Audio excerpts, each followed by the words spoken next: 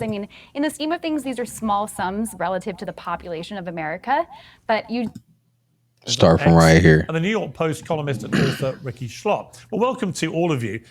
Ricky, look, my take on this is a stain on all their houses, right? I just don't know what is happening to society when you have such vast sums of money being raised for what seems to me to be deliberate, racially charged, motivational reasons. Yeah, absolutely. I mean, we're fighting ugly with ugly right now. And I think this level of racial tribalism and hostility is just simply not sustainable in such a diverse democracy like America. I think it's, one is really a reaction to the other. I think both campaigns are really hideous. And I think we're showing our ugliest colors. I mean, in the scheme of things, these are small sums relative to the population of America. But you do see, I think, a really tremendous... If they're opposite. Let me fast forward because I want y'all to hear. I want y'all to hear this one lady real quick. The money to then the levels of intimidation. There's two parts I want y'all to hear. Hold on. Come your way.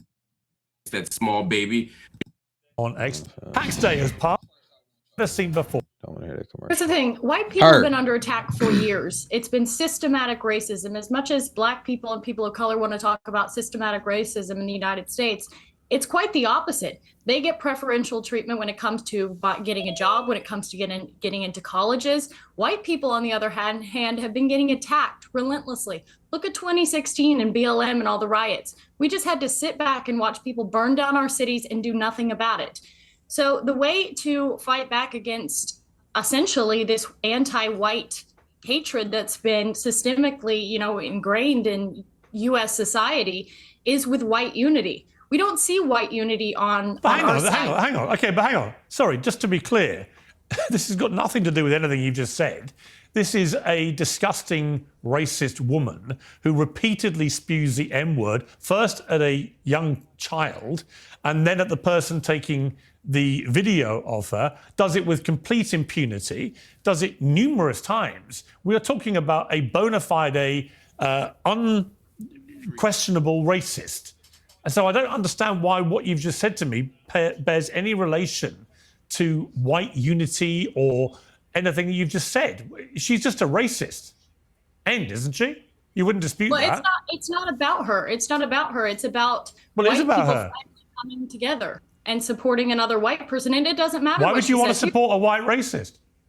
Because I want to support free speech, and you cannot have free speech in a country. No, that's fine. You can support free speech, but you also have to be accountable for what you say. She is. I mean, would you use the N-word out of interest? Yes. You would. Wow. I do quite frequently. You use the M-word quite frequently. Well, why? Other than the fact you're a despicable racist, are you? Some would say I am. I guess according to the ADL, I'm a white supremacist. I'm a neo-Nazi. Yeah, well, if you use the M-word repeatedly, you are a racist, then, are you? Sure, I'll embrace that. If that means forwarding, helping white people achieve freedom of speech, real freedom of speech, which, by the way, Shiloh Hendricks is being attacked on all fronts. They're trying to bring legal charges against her. They're trying to get her children taken away. So you were saying Carmelo Anthony, it doesn't matter. That's a different. Sorry, but just to be thing. clear, you just said to me you use the N-word regularly. In what context? Do you use it with Black people? Yes, if it's appropriate. When would it be appropriate to use the N-word? When would it be appropriate? Anytime I feel like it. So you're an unashamed racist. Correct. Boy, she had balls. And you know what? I'm gonna be completely honest with you. Just hear me out. I'm not mad at her. I'm not gonna lie. That's how I like my races right there. Out in front. Here's why. Because you're not going to be a wolf in sheep's clothing. You're going to be a wolf as a wolf. And you are the person that I will want to stay away from. You understand what I'm saying? Like, don't hide who you are. Be who you are so I can stay away from you. Because if this is how you are, you genuinely don't care about me. And I mean, of course, it will go vice versa. Like, I understand where she's coming from as far as the free speech. I get it. And if you know, people are going after her, trying to get charges pressed and trying to get her children taken away from her, from the Shiloh Hendricks person, I'm not with that, because the woman said a word. She didn't put her hands on anybody. She didn't do any of that. You understand what I'm saying? So I understand where she's coming from, but it's kind of like, I still don't really want to be around a person like that. Like, I can have a conversation with the person as long as they're not being like ignorant or belligerent. Like, if we can just have like a dialogue, we can have a conversation. But being upfront like that, I can respect it, and I can just stay away from you if that's how you truly feel. You know what I'm saying? Like, yeah, she like, yeah, that's who I am. It's like, okay, you know, I can't be mad at you for that. Be who you are. Real talk. I don't believe you should be mad at a person for being who they are. You understand what I'm saying? Let's go along. But what I'm gonna do is I'm gonna fast forward, because I don't like. You definitely should take a look at this. It's interesting to hear. I watched the entire thing. You definitely should take a look at it. But one thing, I'm about to go all the way to the end, right? Because my man spazzed out. He spazzed out towards the end. My man's right here, right? Listen to what he say, and this is where, like, as a black man, black men, this is where I feel or believe that we need to keep ourselves in check and not crash out on stuff. You feel what I'm saying? It's like we can articulate whatever we need to say and express ourselves in a way to where people understand exactly what we're saying, exactly how we feel, without being overly emotional and showing our ass and allowing other people to have control over our emotions. So just watch. Of having issues with abortion, but not with these campaigns is certainly a problem. We don't want to hear you, lady. But I also want to go back to our point before too. Nope, don't want to hear you. So the don't want to hear you, Myron. I am the definition of African American. And troublesome, and to as a Sudanese American or an outsider who's using African American, the very technical term, the same way that Elon Musk is an African American, I think it is a bit disingenuous. But the bigger issue here, I think, is that, you know, this idea of equating of one side to the other side often loses track of this issue of power.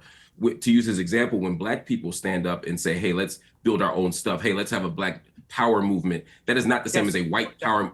I'll let you speak uninterrupted. Let me finish, please, my Sudanese brother. So when a Black person says, hey, let's preserve our culture, I have no problem with Italians or Irish people or anyone else saying let's preserve our culture. But when we don't talk about ethnicity, but actual race, and when white people say let's preserve whiteness, it's an exclusionary practice. It's about preserving laws and practices and tactics that do harm to other people. A Black power movement was about opening stores and building businesses. A white power movement was a white power. A white power movement was about something very, very, very, very different. A white power movement included lynchings and included Ku Klux Klan, etc. So let's not pretend that these are opposite sides of the same coin. When white people say, let's save our country, and even using the language of our country, when Black people built this thing, when you say that, you're talking about forcing people out of the country. You're talking about laws that discriminate. You're talking about doing harm to people. Let's not pretend these are the same thing, just like these GoFundMe campaigns are not the same thing. I'm okay if everybody gets out of the GoFundMe industrial complex. I'd love that.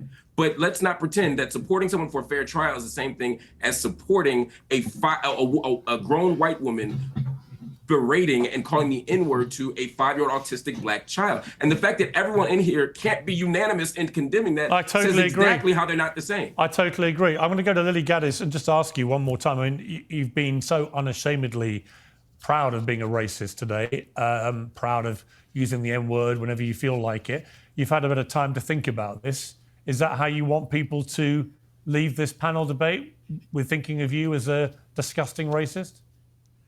I don't really care what people think about me. As long as you care about what people think about you, you have no power and you lose your country. What I care about is freedom of speech.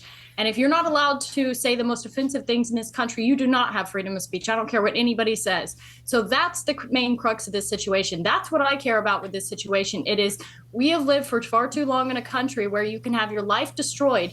And people say, oh, she doesn't need this money. Her life's destroyed, by the way. She'll never be able to get another job. She's got children to have to support. And I don't want to live in a country where you can say... Real quick, She should have thought about that shit before she said that to a little kid. I'm speaking directly on her saying that shit to a kid. If she said it to like another adult, it's kind of like, yeah, you shouldn't be saying it, but you know, but because when you go into the corporate world, you have to act a certain type of way. So it's kind of like, say an inappropriate, rude thing, which by the way, Black people can say things to white people all the time and they never get canceled. There's no backlashing about this. I want to live in a country where people are allowed to say what they want unashamedly, and you will Well, go not on then, have say it. Say you the will M. not have Go on, free say speech. go on. he Say the baited, M he word. baiting Go on. her. No, I'm no, not no, Hang no, on, no. hang Don't on. invite. No. No. I don't want you to invite this woman to say a racially harmful term in front of me because I'm the only on here. So if she says it, You see how he crashing out? He said, "I'm the only nigga on here." Bro, no, you not.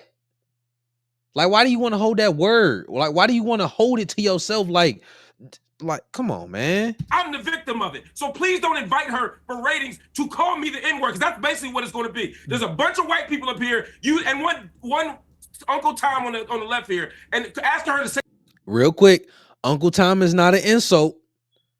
That's another thing I need my black men to understand. Uncle Tom is not an insult. Being Uncle Tom is actually a compliment. Because it was his brother that was the effed up one. So he's doing all this and he's in front of all these people and Piers Morgan got 3.84 million subscribers, bro. Million, and you crashing out like come on, dog. That's not a good representation for us.